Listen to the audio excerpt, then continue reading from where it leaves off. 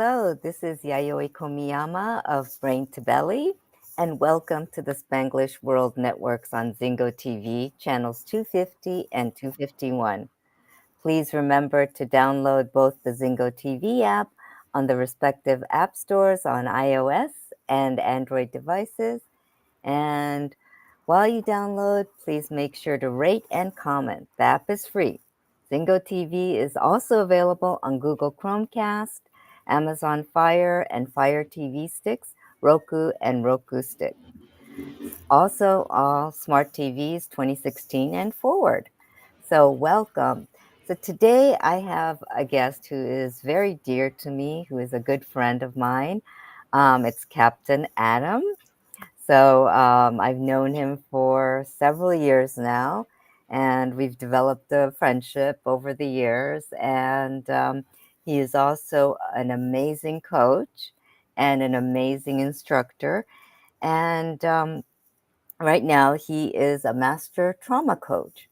So, welcome, Adam. And if you can introduce yourself a little bit and tell us a little bit about what you do and what your passion is. Thank you, Jajo. I'm very excited for being here. Hopefully, it's first of many. Hi, everybody. My name is Adham Chalabi, and I'm the founder of the um, Curious Coach Institute and the director of LightNet. What I'm most passionate about is actually helping people to heal from the deepest trauma within in order for them to set their heart ablaze and actually being able to do what sometimes they might believe was to be impossible. Wow.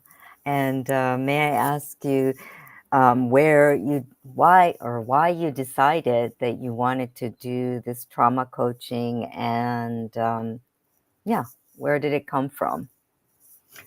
Well, where it actually came from was from early childhood. Since I became a coach, I always knew that I wanted to deal with trauma, addiction, PTSD, this heavy stuff. However, in the coaching industry, they always told me, well, you can't do that as a coach. You need to be a doctor, you need to be this, you need to have all the education, which is partially true.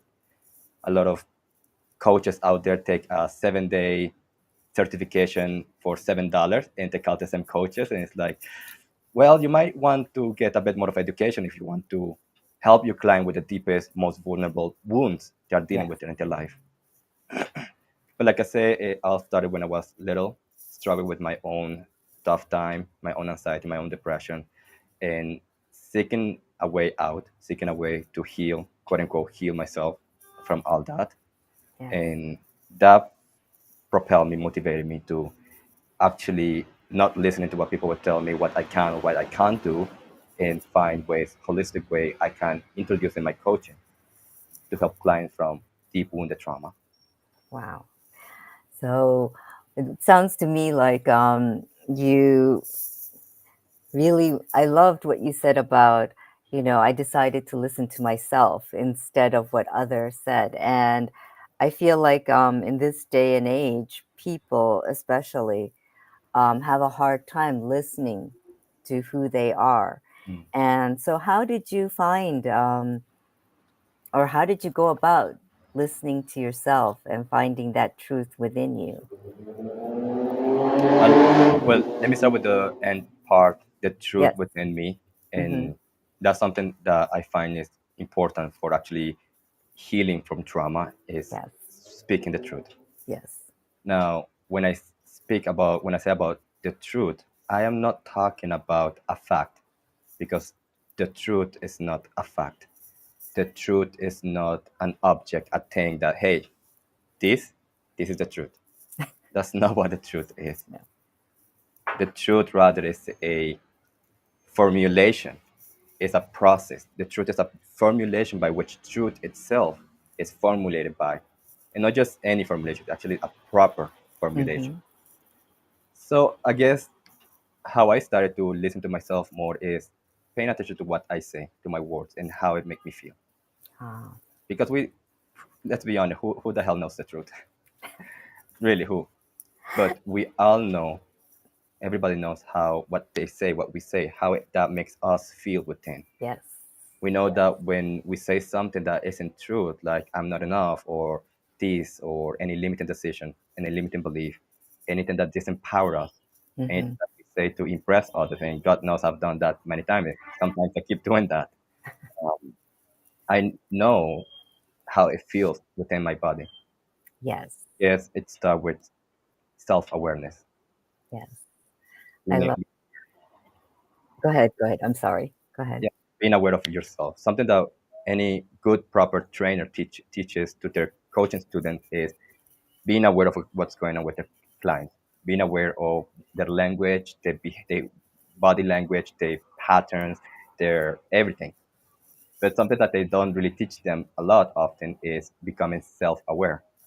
Yes. Yes.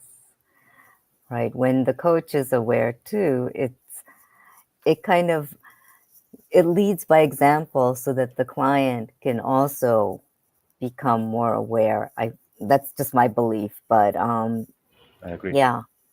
And I love how you said that it's really about awareness because I think, you know, in this rush world that we're in, people don't take the time to just reflect on themselves.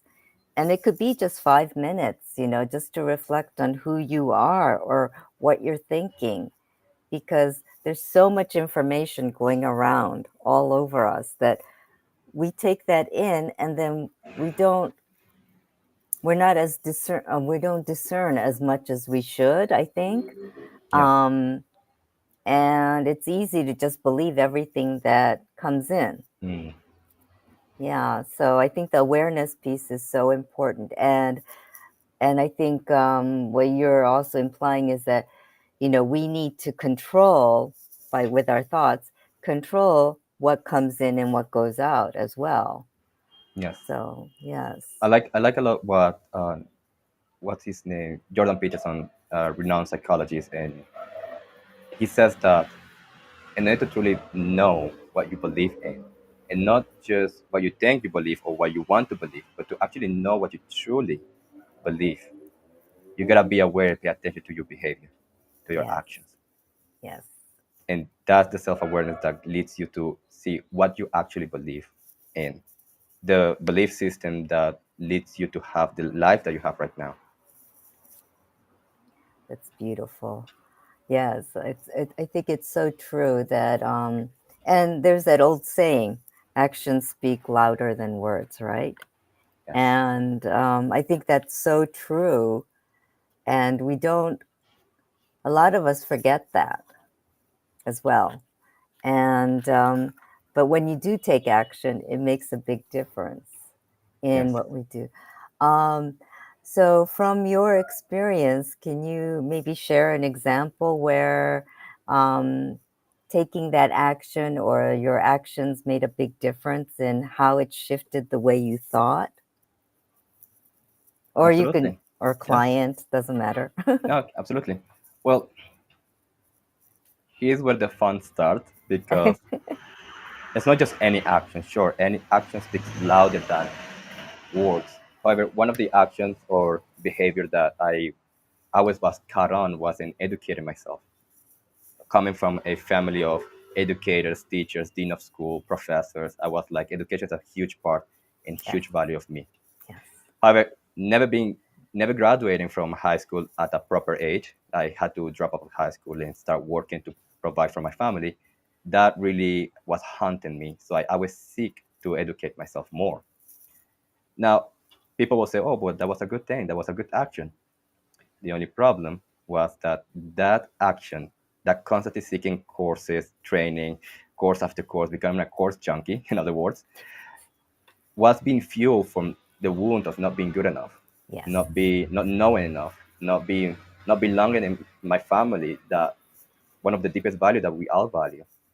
So the problem with that is that again, I was fueling it's paradoxically because whatever you do to resolve your identity, whatever you do to resolve those limitations, actually reinforces that limitation. yes. It reinforces it. And becoming aware of what's that structure like, where are you coming from? Are you Hmm. coming from an egoic way of wanting to resolve your limitation, your identity? Because if you're coming from there, no matter what you do, even though it might seem the most amazing thing, you're reinforcing that. Yes, For example, you know, I'm in Colombia. I came Yes. here, maybe I arrived 3 weeks ago. Yes. And something that I promised myself is I'm going to stop all courses. I'm going to stop all training, all education, everything. And I'm just going to use all that shit ton of money and time to actually live my life. And it was paradoxical because I always believed that I need to fix myself. I believe that I need to have something else to lead the life that I wanted. And it's strange because when I stopped doing that, when I stopped believing that I need to do something, know something, have something else, and actually just my life, enjoy it, is when I started living the life that I always wanted to direct. So that's an example of actually what's the action, where's it coming from? Look at your behavior. Like, Yeah. where is that truly coming from? Not what you think you want to believe, but where it truly is coming from. And you will see the motivation behind it that's actually getting you stuck. I had a friend, and athletics was a client, Mm-hmm. but she grew to become a dear friend of mine and actually one of my best students. Mm-hmm. And she wasn't able to eat in a restaurant for 7 years. Like, she was on supplements, she was on shakes, she was on things for her body because her body would react negatively to eating out or doing eating anything basically. Mm-hmm. Turns out that she always knew that her grandma has something to do with all the sickness and illnesses that she will always have. She has chronic pain, chronic disease, chronic illness, chronic everything. It's very and really rare, not just any. So, and she always tell me, Adham, I know there's something going on here that my grandma is tied in this. I don't know what it is. But I realized her behavior was always eating healthy, getting and the shakes, the green shakes, and all that to actually avoid her body to react negatively. Oh. And for Mm-hmm. 7 years, she couldn't enjoy nice food. That's fine. Well, not really. In one session, when we did kind of like a regression, we went to 3 years old Mm-hmm. when she was asking for her mom to give her love, to give her attention. And the mom basically told her, sorry, kid, I can't take care of you right now because we need to take care of grandma. She's dying. What's happened that moment is she created the representation, the belief, a representation that she's not lovable unless she was dying. Oh my gosh. Yeah. Since then, her unconscious mind, her whatever you want to call it, subconscious, anything, start creating this disease that actually take her to near death situation in order to connect with that sense of love. And her being quote unquote healthy, eating the shake, eating and green and all that was reinforcing that belief Right. because that was the response of it. Yeah. Anyhow, 1 week after that session, she sent me a picture in a restaurant eating sushi, eating tacos, eating cookies, and I'm like, all right, the cookies are amazing, aren't they? And it's strange because paradoxically, we are told what we're supposed to do to be better, but nobody tells you where is that actually coming from. Mm-hmm. Is it coming from a wound? Because if it's coming from a wound, you're reinforcing the wound. Yeah. Her wound was, I'm not lovable unless I'm dying. Yeah. And her dying and then responding to that wound by eating healthy was the response of the wound, reinforcing the wound. It's very crazy. It's very paradoxical. It's very, I know, woo-woo sometimes, but it's fascinating the way it works. Yeah, and it's fascinating how the mind works because, of course, we start believing, like you were saying, we start believing that that is our truth. But in Yes, reality, it was created from a false situation. yes, a false So, representation. yeah, yeah. Wow, that's amazing. Wow. So I know you do, I mean, that's like real trauma for people. And I just spoke to someone that had a similar situation. So I was like, oh, maybe I should connect you with this person. But anyway, that's another story. But I think it's amazing how little something so small that happened to us in the past, in childhood, Yes, can create so much of who you are now yes, unless you face it or unless you really yes, start exploring. absolutely. And I want to add to that. You say a keyword there to actually face it. Because I'm gonna be honest, I don't like the personal development industry. I really don't like it. It's it's kind of like they try to tell you you need this tool, this technique, this coaching, this to actually heal, be better. Like there's something wrong with you, and you can overcome that breakthrough if you do this. No, you have to face it. It's one keyword that you mentioned that I love because that's actually some of the basis of addiction, if you believe it or not. People not wanting to face the suffering. Yes. So what's addiction? Addiction is simply somebody who's suffering and Mm-hmm. they want to numb that suffering. They want Yes. to avoid it by whatever substance. Like Mm-hmm. an addiction is not just drugs or alcohol. It's any behavior, Yeah. Food. sex, Yes. gambling, Mm-hmm. cigarettes, sex, and food. And food is actually the one that's very common. Yes. Uh, that there's something in you that is that has the suffering, and you try to numb that by whatever means possible, which is usually a behavior. It's not the substance. The real addiction is the behavior. Mm-hmm. Again, if you really want to know what you believe in, look at your behavior. Yeah. Like when you take that extra piece of snack, ask yourself, what am I feeling? What am I thinking? What propelled me to eat that piece of snack if I know 1 hour ago I already had my meal? Yeah. That's beautiful. It's, I mean, I totally agree with you. And it's really that behavior. And usually I found that with clients and people that I've spoken to, um, it's not it's not the physical hunger that they're trying to appease. It's an emotional hunger, or they're trying to appease. And it's kind of like related to what you said about your dear friend and client, I mean, student. And it's really about addressing something else. Like, for instance, I spoke to someone who was telling me that she was craving, I forgot what she said she was craving, but she was craving, like, maybe, let's say, cookies or something, ice cream. It was ice cream. She was craving ice cream. And, she's trying to focus on staying at a healthy weight and all this and that. So, but she was craving ice cream, and she was like, this is kind of weird that I'm craving ice cream because, I already ate, I don't really need it. And so she said, let me just pick up the phone and start calling my friend, a friend.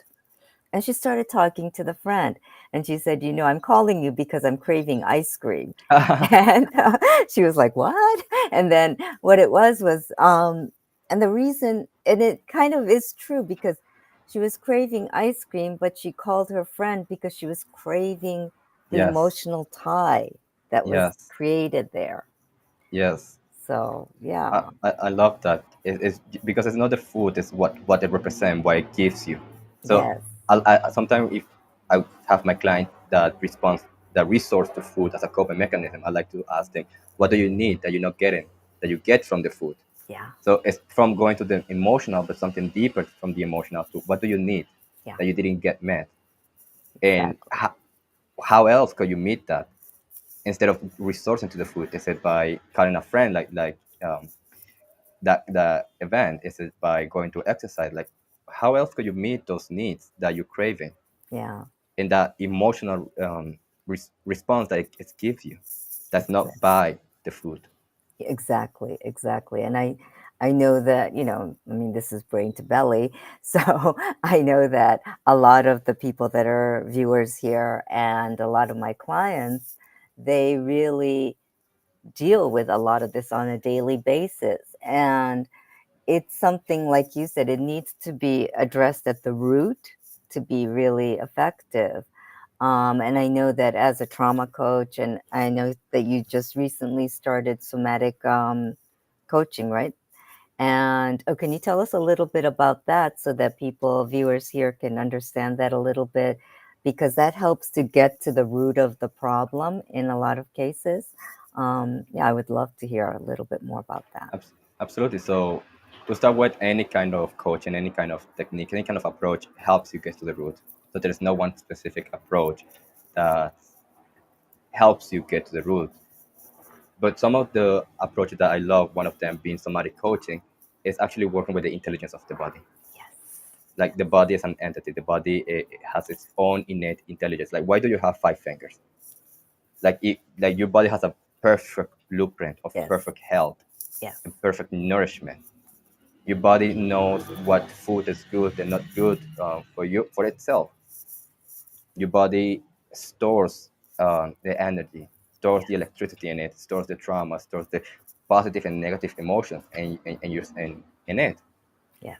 And by working on where in your body is that energy stuck, where in you, what kind of food will be the best. Like in any training in hypnotherapy, actually teaches you to use your body as a tool Yes. as well. Like you can take a bit of water and ask your body like, is this well for me? You can read the ingredients, the whatever the water has. I don't know why water should have ingredients, but It should have only water, but technically, exactly. Well, hey, whatever. And yeah. you can ask your unconscious mind, is this proper nourishment for my food? And you can use different idiomotor,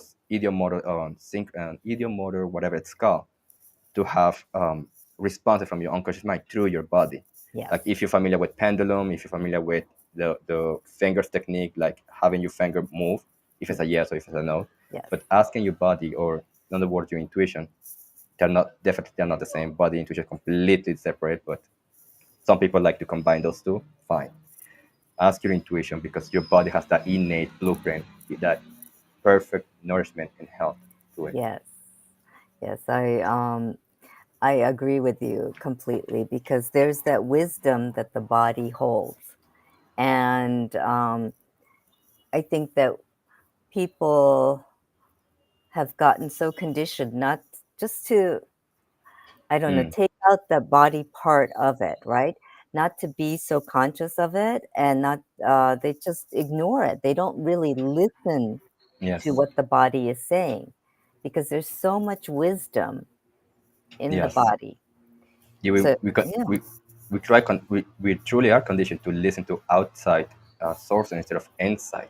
It's Hmm. like the whole presupposition that, like, that's why I've been training more techniques, tools, and approach that I can count, and I can, and all of them truly teaches you something similar. Yes. It's not the practitioner that makes a difference to your client. No. The practitioner can only facilitate. Yes. Now, some of my students and clients who are very in depth in my coaching or any kind of coaching, who actually understand it, they understand this piece. Hey, I'm not going to change your life. Truly, the only thing that I can offer you is guide you, facilitate for you, offer you more choices. Yes. It is the client who makes the difference, the client who makes the change, like quite literally. But Yes. sometimes when I have a new client who've never either never been coached or haven't been coached by me before, sometimes I do need that kind of like showmanship of, yeah, let's do this cool technique. It's called timeline technique. Let's float above your timeline, go to your path. Let's do a regression, Yeah. or hypnosis, or breath work, or somatic coaching. But truthfully, it's not the technique. But why is that? Because we are so conditioned to believe that power, health, whatever is outside of us, and something outside of us will give it to us, instead of actually believing it's always what's within us, Yes. inside of us. I I love that because it is everything. Wisdom, whatever we're seeking, is always within us, Yes. and um, we've been conditioned for so long not to believe in ourselves, like the not good enough part, that we always, many of us struggle with, right? And that all comes from within us because the when you tap into your inner spirit or inner spark, for instance, that spirit that you are connected with everything, that you are magnificent, that you are, you know, this brilliant entity or spirit or whatever, just holding this, Yes. this within this body, let's say, Yes. for example, right? You know that there's that shine, that charisma that person has. And when you connect with that, it's almost magical how everything just opens up. Yes. And I know it sounds a little woo woo, Oh but no, right on my line. but I know that many people forget to many people are programmed and forget to listen to who they are, to what they are, and to remember that they are connected with everything. Like when you go into nature, I think that's the easiest way for people to connect with who Mm. they really are. Yes. When you are in nature, like when you're maybe swimming in a lake or even when you go to the beach, connecting with the sky, just looking out at the sky, taking the beauty in, taking in the water, taking in the breeze that's coming, all of that, noticing that, just being aware of that connects you with everything that's there. And then you start realizing different things and different thoughts will start coming into your head Mm. where I think it helps you to reconnect with whatever power that created all of us, right? I don't know if, some people believe in God, some people don't, but everyone believes that there is a power that created us, an Yes. entity or some sort of power or Higher energy. power. Yeah, Yeah. energy that created us, right? And it's when you connect with that, it's almost like you're connecting into this huge it's like if you let's say there's a stream of energy that's like God or whatever, and you're like on this little tangent, little river or thing stream, and then you kind of go into the mainstream. You connect with that mainstream when you become more aware, and Yes. it just really opens up so many more possibilities, and it gives you so much more hope that there's so much you can do. Yes. And I love that, you were talking about the body and how when you reflect on the body and think about, well, when I think about the sky, when I connect with the sky or the earth or whatever, you feel that in your body. Yeah. And when you explore where it's feeling and just let that energy kind of flow out of you and connect with everything, you really feel that connection. Yes. And I think it's so important for people to just even take 5, 10 minutes, maybe during the week. If you can't do it every day, do it once a week to just connect and see where that takes you. Because you have to explore a little bit in order to move forward. Absolutely. And when we're stuck and when we're in anxiety and depression, it's scary to go into that. Yes. But when you take that one step and maybe with a coach, you could do it with a coach, you could do it with somebody you trust. Um, when you do that and you experience even just a little bit of it, it can make a huge difference in your life. And I'm sure, you've dealt with clients that this has happened to. Yes. And as a coach, it's the most beautiful thing when you can guide them to that. Yeah. Yes. Yeah. Sorry, I just went off on a No, tangent there. I was I, like, love I love your tantrum. Is that the word is tantrum or a tangent, tangent. tangent? Tangent. I know tantrum is for kids. I'm like, wait, I said the wrong word. That's okay. I understood. That's not a tantrum, but it could be. I guess it could be in some ways. The thing that I love the most from everything that you were sharing is that using nature as a way Yeah. to connect. And I want to touch on that because why do you connect when what with whatever you don't need nature, but nature is a great, beautiful way because to me at least it's the closest thing to God. Yes. Yes. In anything when I want to validate any interpretation that I have, I would like to go to the closest thing I have to God, which to me is let's say nature, with this Hmm. example. And everybody to tell me, oh, well, I don't believe in God. Well, anybody who says I don't believe in God, they just don't know the God they are worshiping, they believe in. Because that's the nature of the human structure. Like you need to believe in something bigger and higher than you, and whatever that is, in whatever you put in the higher hierarchy. Because as human, you have to believe in something higher, Yeah. and whatever you put that is functions as a god for you. Yes. Fortunately, some people put money, anger, or being right or stuff like something the highest top of them, and unfortunately, that becomes their god. Yeah. So when people say, "Oh, I don't believe in God," something that I love Jonathan Pasha said is, well, I don't believe in the God that you don't believe in. And it's really funny. That's a really funny thing to say. I don't believe in the God that you don't believe in. Anyhow, why then is it when you connect, you feel that bliss and peace? Because for that split of a second at least, hopefully, if you learn to harness that, you can make that for longer and longer. Like when I go to the beach and love the water, water is my enemy. I spoke with you a lot how much I love water and how much peace it brings me. When when I'm connected with with source, with that stream of energy, whatever God, whatever people want to call it, you are connected in the right now. Yeah. And the only thing that actually exists is now. Now, I don't believe for 1 second that people actually understand what does it mean to be present, being in the now. I don't believe anyone believes and understand it, at least not what it really means. Because people believe that being present, being in the now means to be right here, right now. That's not what it means. Because when you're not connected, what's going on? You're living in the lens of your past. That's your default. That's human default. Yeah. Like you look into the world with the representation, the experience from your past to actually keep you from dying, to keep Mm-hmm. yourself alive. That's the default, most primitive function of your brain. Well, fine. So if you look into your life with the lens of your past, for example, let's say somebody has the belief that going out at night alone is dangerous because perhaps in the past something bad happened at night when Right. they went alone. Right. That's natural human functioning. That Mm-hmm. means you're healthy. So when you are connected, when you go to nature, when you put your feet on the ground and you savor that, you let go of that for the moment you're connected. Yes. And for that moment, you are free from perception. Yeah. You are free from the past. You're living in the now. Yeah. So being present doesn't mean to be here and now. Being present means healing, releasing the past.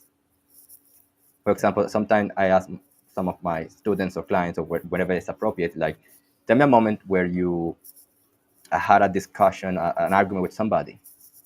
And they'll go tell me, well, such and such happened with my partner and it made me angry.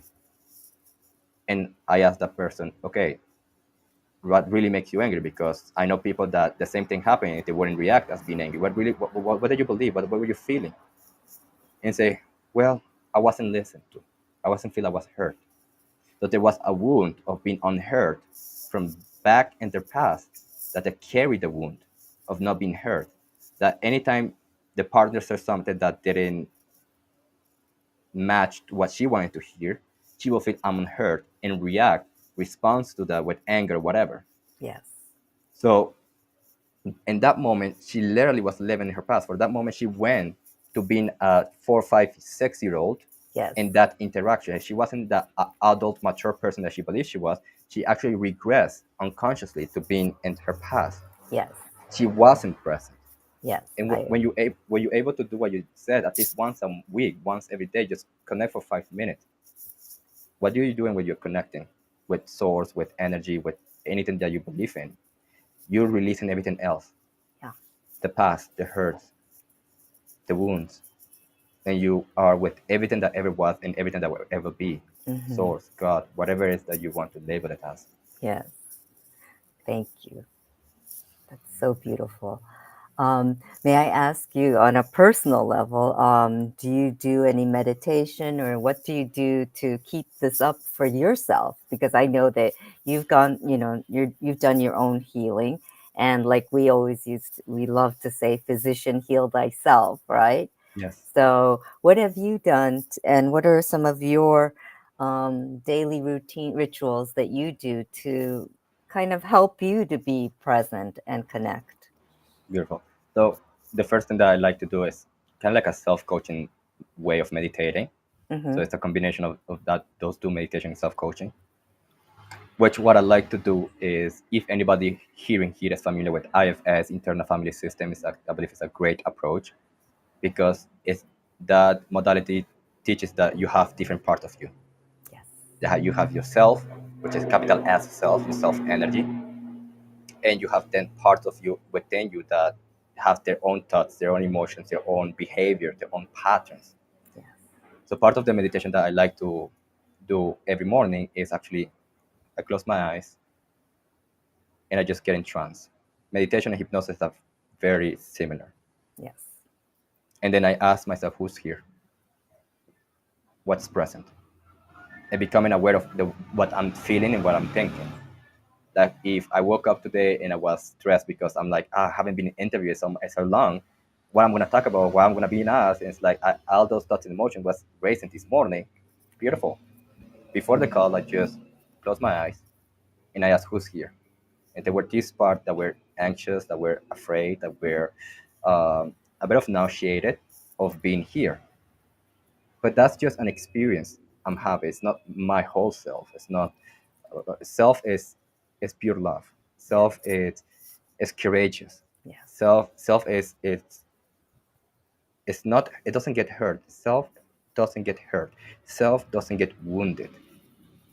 What's wounded are those parts inside of you, and that's a practice that I use because I love being self-aware. Yes. Now, I'm not going to pretend that I'm self-aware all the time, otherwise I'll be God. Isn't that the presupposition that God is is omniconscious all the time? Yeah, I'm not going to pretend I'm that. No, none of us are. Yeah, but at the very least, I'd like to be able to be aware of my current internal experience in relationship to what I want to do, what I want Yes. to, like today. I was so excited to be here, Oh, thank and you. I wasn't going to let some parts of me be on the way to being this show with you. Thank So by acknowledging, by recognizing, dignifying those parts, the way I feel, the way I think, is you give it, you observe it, you Yes. give it acknowledgement. It's like when a little kid is throwing a tantrum. Why Mm-hmm. is a kid throwing a tantrum?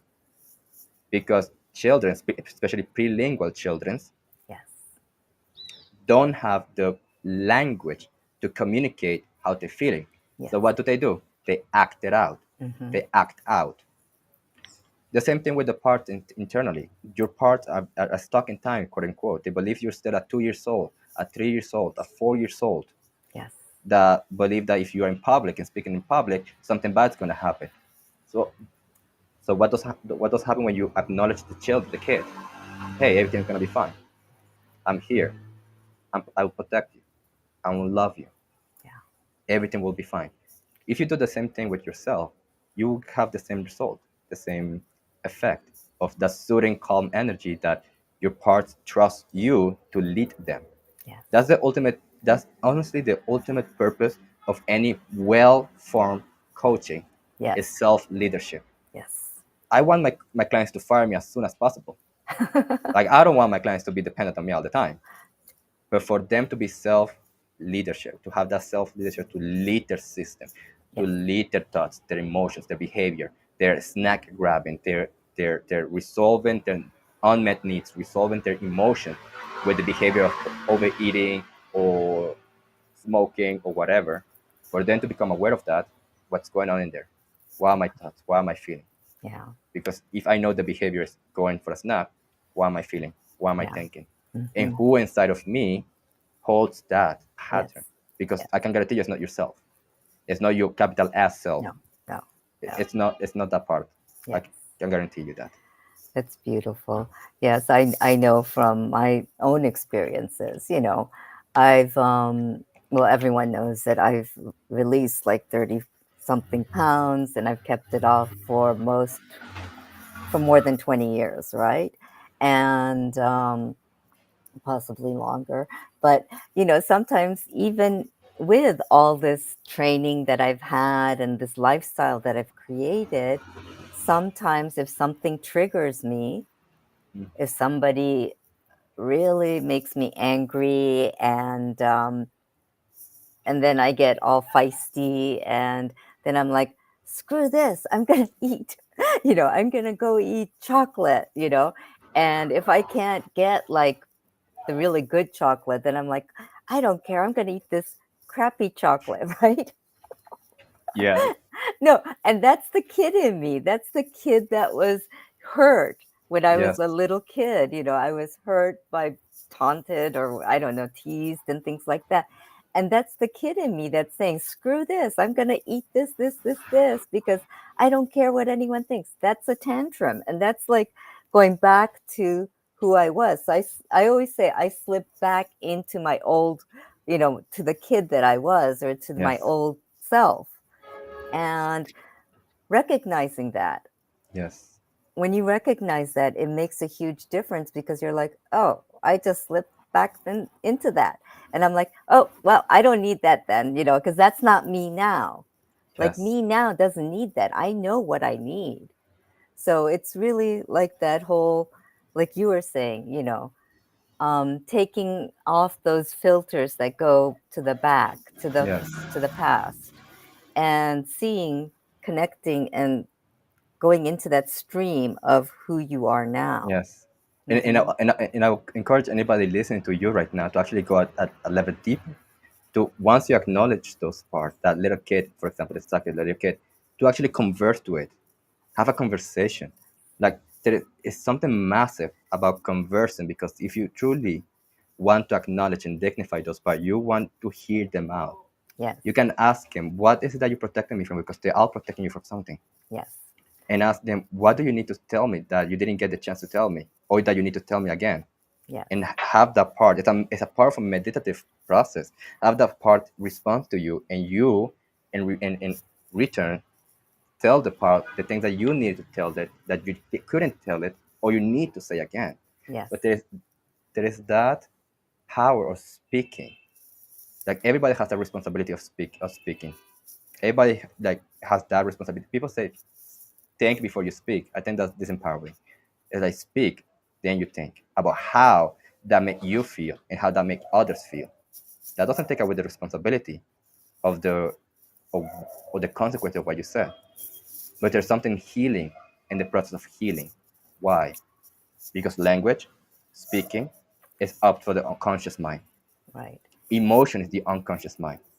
And it's only when you have the integration of unconscious and unconscious, conscious and unconscious integration, is when you have that healing. Yes, Because you process it. You process the emotion. You process the wound thank by speaking it, by you. Yes, conversing it, by hearing it, by acknowledging. You start processing the wound instead of just being negative emotions and thoughts.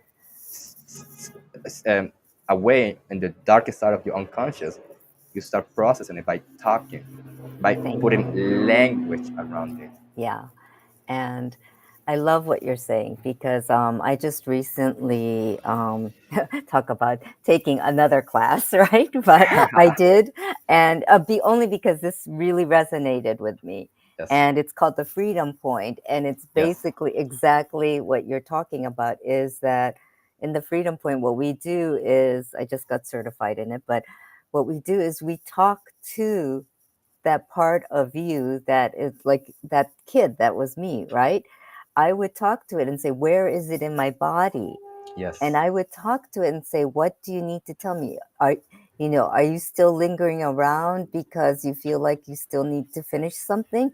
Or are you done with what you were sent here to do?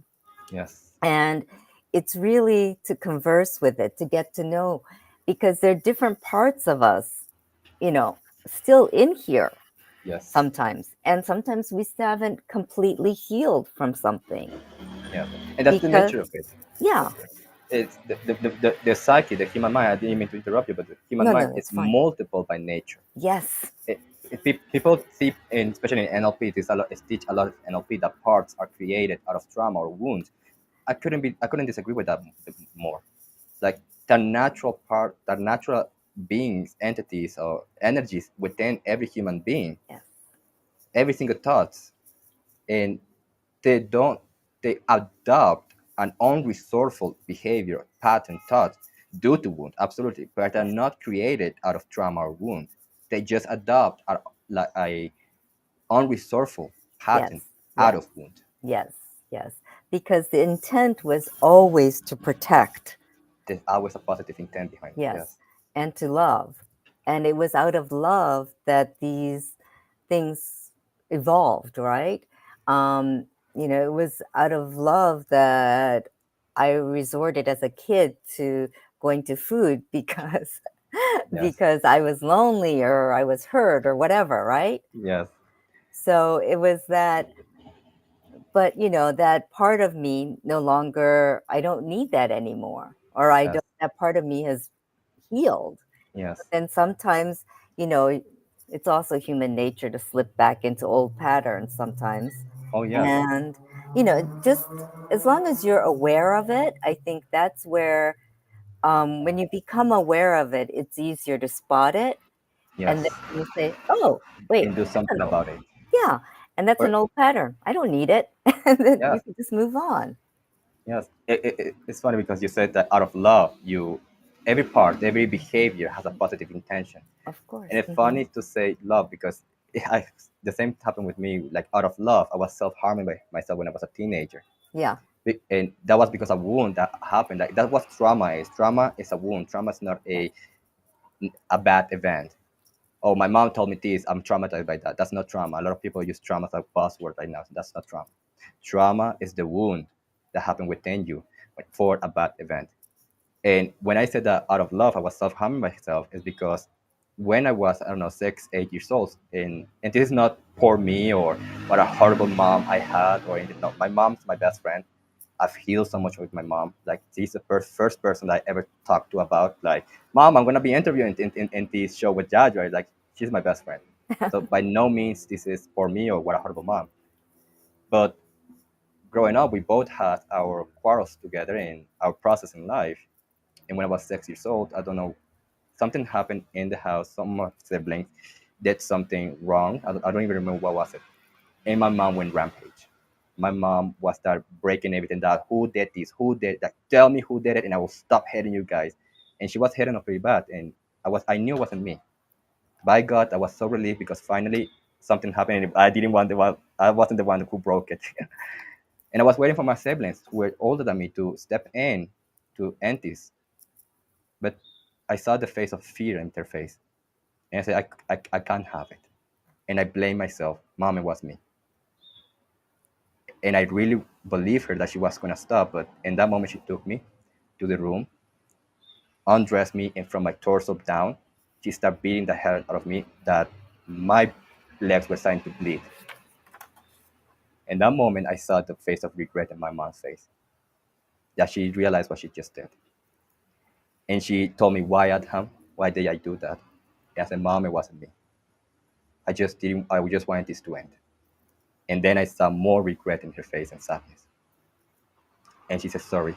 I'm sorry, Adham. I'm sorry. And she started loving me, hugging me, taking care of my wound, patching my wound, gave me a shower, and then we went to sleep together, hugging. Just what I wanted from her, to be hugged, to be loved. So guess what my mind did? It connected. In order to be loved, I need to be heard. Hurt. I created that complex equivalence, that association, that belief. It's unconscious. It was totally unconscious. That in order to be loved, I need to get hurt. And since that age, up to my 17 years old, I indulge in self-harming behavior to connect with that self-love, with that love that I wanted. So when people, so that part of me, that it wasn't myself. Self doesn't do that. It's those part that has those beliefs that, Right. hey, in order to be loved, you need to get hurt. And guess what? Mhm. Guess which one was my number one value in life? Being loved, Loved, of course. being loved. And every time I get a coach that tells me, go to the mirror and tell yourself how much you love yourself, like be amazing. And I will do that. What am I telling my unconscious mind?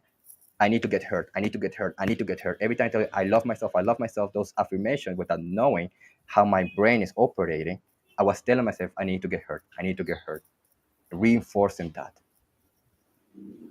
So to actually understand and be aware of what's going on in your mind, to know what to do about that. Yeah. Yeah. Like, it really needs to go a level deeper and, really assess, because we're who we are now is what we accumulated from the past, right? Yes, So definitely.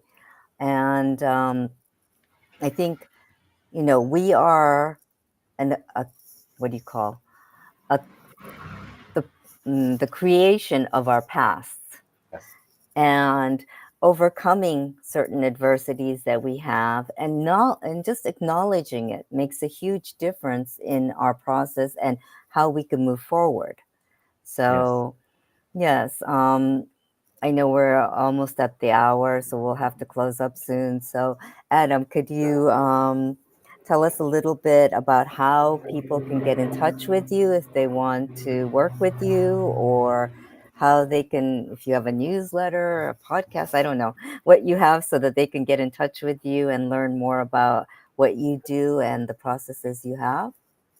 Well, I'm very simple guy. You can find me on Instagram at Captain Adham or Okay. in Facebook as Adham Shalabi. Okay. Wow. That's very simple. I Very love simple. that. And you are right now in Colombia, I think I you am, mentioned, right? yes, I'm Yeah. currently in Colombia Yeah. and giving myself the time to travel and enjoy my life.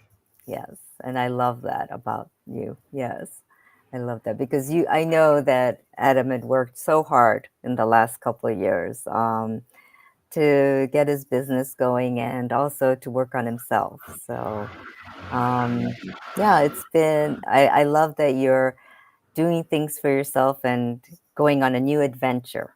Yes.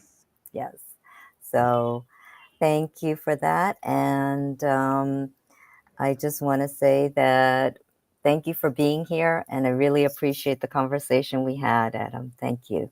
Me too. Thank you, Chacho. Okay, of course. And so, viewers, this show can be also heard on the Spanglish radio networks. Please check out spanglishworld.ca and for all the news and programming. And Spanglish World, watch it, hear it, read it, and download it and live it. So thank you very